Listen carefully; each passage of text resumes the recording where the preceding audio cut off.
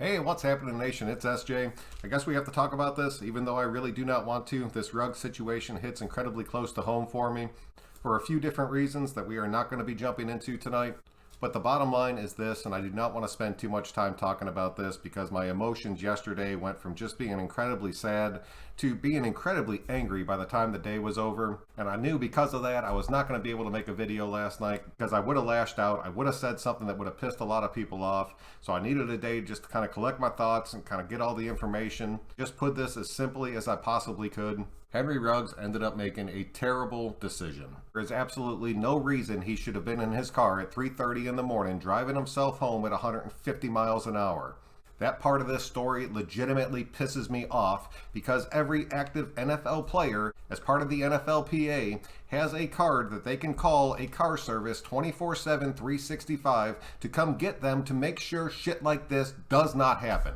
In my personal opinion, this is completely unexcusable. There is absolutely no reason at all that that poor girl should have ended up losing her life. Ruggs is going to have to suffer the consequences of that. I was watching a bunch of different Raider YouTubers yesterday. I was following this Raiders Discord, and I will tell you, every single Raider YouTuber that ended up putting out a video the other day did an incredibly good job with it. This was a shit situation that we all had to deal with, and just the fact that they took the time to go on, you guys should appreciate that because I promise you, nobody wanted to talk about this. And that is not what made me angry. It was the comments on some of these videos, and some of these guys were live, and watching what people were saying during the live stream.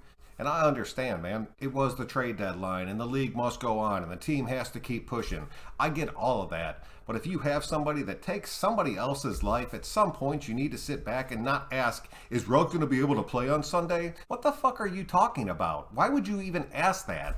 I heard Ruggs broke his hip. How long is he going to be out for? Dude, he is going to prison. The minimum charge is 2 years. The maximum is 20. There is no early release in a situation like this for good behavior. And the fact he was going 154 made impact at over 120, he's honestly probably looking at more like 5 to 10. But I honestly do pray for him just as much as I pray for the family of that girl that was lost. And it has nothing to do with him losing his money or losing his career or having to go to jail. It has to do with the fact that I know every single night before that kid falls asleep, he's going to see this crash replayed in his mind over and over again.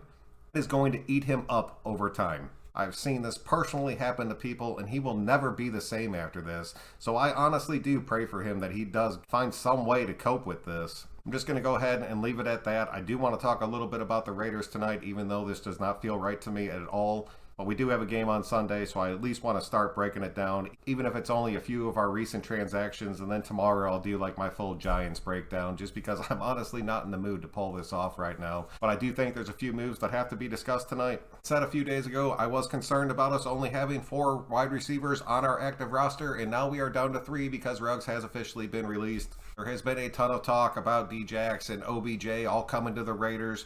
I will be honest with you. I would take Odell Beckham Jr., and I've heard so many people say, I do not want him on this team, and I completely agree. I know exactly where you are coming from. He is a prima donna. He's a complete diva. But the bottom line is this. We need somebody on the outside that the NFL respects that can stretch the field for you. OBJ brings that to the table. There is a reason that dude is so much of a diva, and he brings that respect level from the opposing team. DeSean Jackson, I feel like, has lost a step over the years, but he is still a legitimate deep threat option. But we need a receiver that can be more than just a deep threat.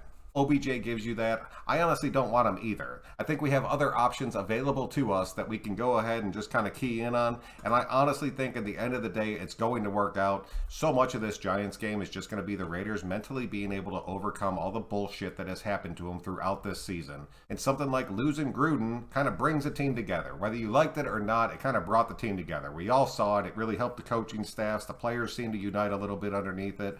This Ruggs situation is completely freaking different. And I'm going to be keeping a close eye to see how everybody responds to this. First of all, Zay Jones is going to have to step up. He's going to have to fill that role in the beginning. There's been a lot of talk about Stoner finally getting his opportunity. I've personally talked about Turner being activated and taking over some of these returns, possibly getting worked into the passing game. But I really started thinking about it, and I know we just went out and ended up signing Marcel Aitman back to our practice squad. I do not want to see him be that guy. I want to see Wims get an opportunity. He's been on this team since September 29th. He's had a full month with this team. team. Granted, he's only been on the practice squad. I guarantee he's been getting some reps. I really think this kid has a decent amount of upside. I'm not saying that he's going to go out and replace what Ruggs did. That speed is a special talent that very few people have. But I do like what Wims brings to the table. I do think he has a very competitive edge. My personal opinion, if I had to pluck one receiver off this practice squad to come onto the active roster, he would be my choice at this point. I'm still curious to see if the Raiders end up pulling anything off in the next couple days building up to this game. But this front office has a hell of a lot on their plate right now. And then lastly, we waived Javin White. He finally got healthy again, and then the Raiders just kind of released him. They said they want to bring him back and put him on the practice squad. We'll wait to see if that actually happens or not. Meantime, we did sign Markel Lee to the active roster. You guys know how I feel about this kid. I talked him up when he was on this team before. I really think that he fits Gus Bradley's system well. I think Gus finally realized that, and that's why you're seeing him move to the 53. I think this kid has a ton of upside. I think you might end up seeing him outplaying Kwiatkowski before Kwiatkowski gets moved on from at the end of this season. I love Lee's speed and size. I would honestly take him over Javin White. I really feel like that's the reason this move was made, was to fill the roster spot with Lee over White. And I have a really good feeling that we're going to end up seeing this kid on Sunday. Well, that's pretty much what I have for you guys tonight, man. I just wanted to come out there and make my piece. I'll be back in the next day or two with that Giants breakdown. Till then, I'm SJ. If you guys could click that like button on the way out, it really does help me out and keep me growing. We will catch you guys on the next one.